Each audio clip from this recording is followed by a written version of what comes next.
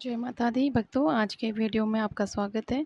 आज के वीडियो में हम बात करेंगे दुर्गा सप्तशती के 5वें अध्याय के बारे में। पूर्व समय में शुंभ और निशुंभ नामक महाअसुरों ने अपने बल के मद से इंद्र के तीनों लोकों का राज्य और यज्ञ के भाग छीन लिए। वे दोनों सूर्य, चंद्रमा, कुबेर, धर्मराज और वरुण के अधिकारों को छीनकर स्वयं राज्य करने लगे। वायु और अग्नि के भी अधिकार छीनकर देवताओं को हटाकर राज्य से अलग कर दिया। इस प्रकार देवतागण महाअसुरों से हारे हुए तथा स्वर्गलोक से पृथक किए हुए अपराजिता देवी का स्मरण करने लगे और विचार किया कि भगवती ने पहले हमें वरदान दिया था कि आपत्ति के समय में मेरा स्मरण करने पर तुम्हारे संपूर्ण संकटों का नाश कर दूंगे। ऐसा विचार करके समस्त इंद्रादिक देवता हिमालय पर्वत पर जाकर विष्णु माया देवी की स्तुति करने लगे। देवता बोले, देवी महादेवी शिवा प्रकृति भद्रा को हम नमस्कार करते हैं। रौद्रा नित्यम गौरी धात्री ज्योत्सनामयी चंद्र रूपिणी सुख स्वरूपा भगवती को हम नमस्कार करते हैं। कल्याणी वृद्धि और सिद्धि रूपा देवी को हम नमस्कार करते हैं। राजाओं की लक्ष्मी तथा शर्वाणी देवी को हम बारंबार नमस्कार करते हैं। दुर्गा पारा सारा सर्वकारिणी ख्याति धूम्र को हम नमस्कार करते हैं। अत्यंत सौम्य तथा रौद्र रूपा देवी को हम सब नमस्कार करते हैं। जग प्रतिष्ठा तथा कृति स्वरूपा देवी को बार बार नमस्कार करते हैं। संपूर्ण जीव मात्र में विष्णु माया नाम से जो देवी कही जाती है उसको हम नमस्कार करते हैं।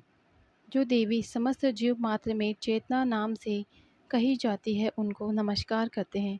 जो देवी संपूर्ण जगत में जीव मात्र में बुद्धि रूप में है उसे हम नमस्कार करते हैं। जो देवी संपूर्ण जीव मात्र में निद्रा रूप में वास करती है उनको हम नमस्कार करते हैं, बार बार नमस्कार करते हैं।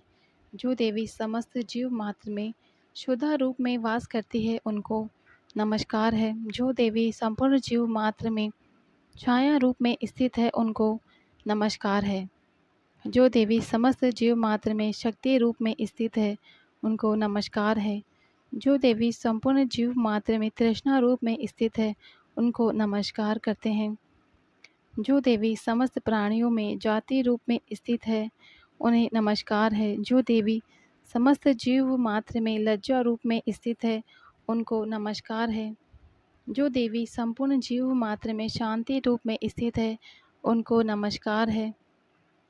जो देवी समस्त जीव मात्र में कांति रूप में स्थित है उनको नमस्कार है। जो देवी समस्त जीव मात्र में प्रति रूप में स्थित है उनको नमस्कार है। जो देवी समस्त जीव मात्र में तुष्टि रूप में स्थित है उनको नमस्कार है। जो देवी समस्त जीव मात्र में माता रूप में स्थित है उनको नमस्कार है। जो देवी समस्त इंद्रियों तथा अखिल जीव मात्र की अधिष्ठात्री है और समस्त जीव मात्र में निरंतर व्याप्त रहती है ऐसी देवी को हमको नमस्कार करते हैं। उनके बार बार नमस्कार और पूर्व समय में अपने अभिष्ट फल प्राप्ति के लिए देवताओं ने जिनकी स्तुति की थी तथा देवराज इंद्र ने बहुत दिन तक जिनका पूजन किया था, जो संपूर्ण मंगल का कारण है, वह ईश्वरी हम सबकी आपत्तियों को दूर करें, हमारा कल्याण करें। प्रचंड दैत्य के कष्ट पाकर के हम इस समय आपकी शरण में आए हैं और शक्ति सहित विनय पूर्वक आपका ध्यान करते हैं। हे ईश्वरी, तक्षण हमारे संकट को दूर करें। इस प्रकार देवगणों की प्रार्थना करते समय श्री पार्वती जी वहाँ गंगा जल में स्नान करने के लिए आई।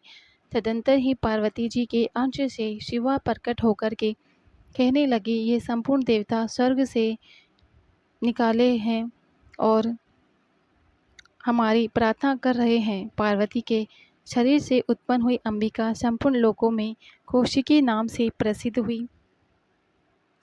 तत्पश्चात माँ पार्वती का शरीर श्याम वर्ण का हो गया। तभी से उनका नाम हिमालय पर रहने वाली कालिका हो गया।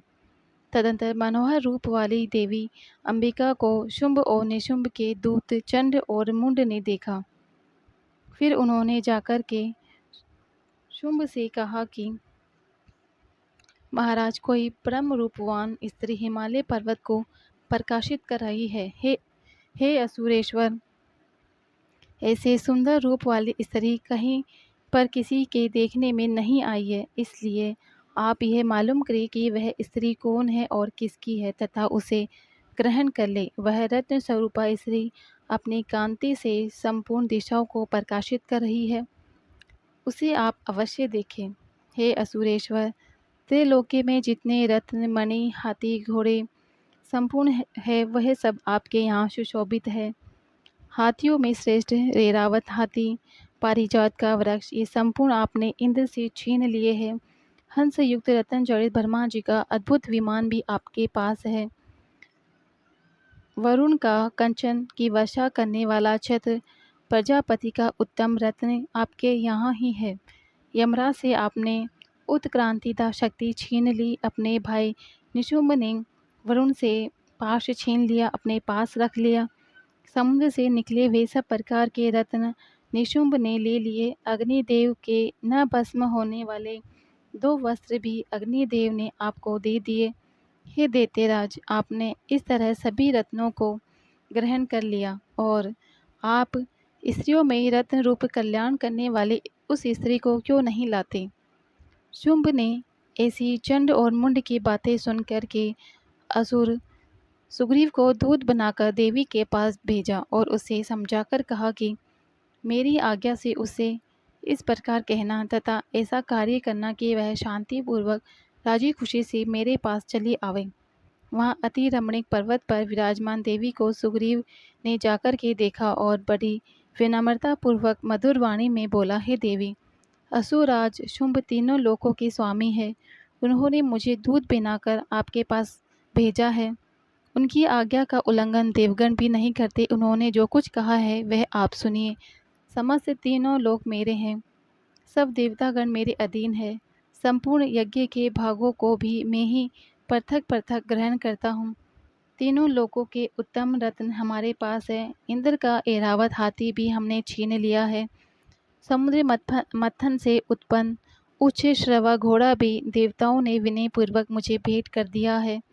इसके अलावा अन्य जो रत्न देवता, गंधर्व तथा नागों के पास थे वे भी हमको प्राप्त हो गए हैं। हे देवी, हम तुम्हें संसार भर की स्त्रियों के रत्न समझते हैं, क्योंकि रत्नों के भोगने वाले तो केवल हम ही हैं। हे चंचल नेत्र वाली, तुम मेरे या महापराक्रमी मेरे भाई निशुंभ की सेवा में आ जाओ, क्योंकि तुम रत्न स्वरूपा हो। हमको ग्रहण करने से तुम्हें अतुल ऐश्वर्य मिलेगा। ऐसी अपनी बुद्धि से विचार कर हमारी पत्नी हो जाओ। दूत की इस प्रकार बातें सुनकर के संपूर्ण संसार को धारण करने वाली भगवती भद्रा गंभीर भाव से बोली, हे दूत, तूने इस समय जो कुछ भी कहा वह सत्य है, इसमें कुछ भी असत्य नहीं।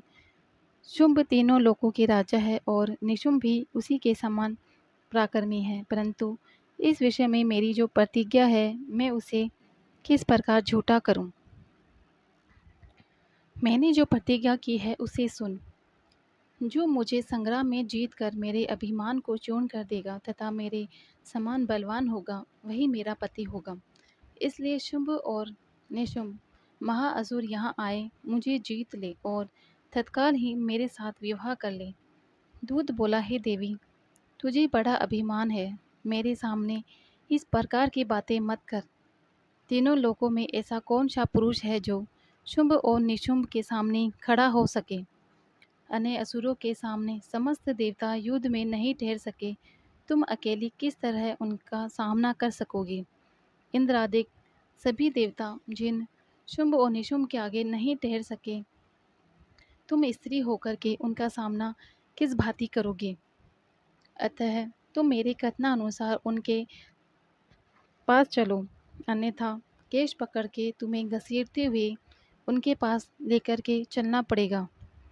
देवी बोली, तूने जो कुछ भी कहा बिल्कुल ठीक है।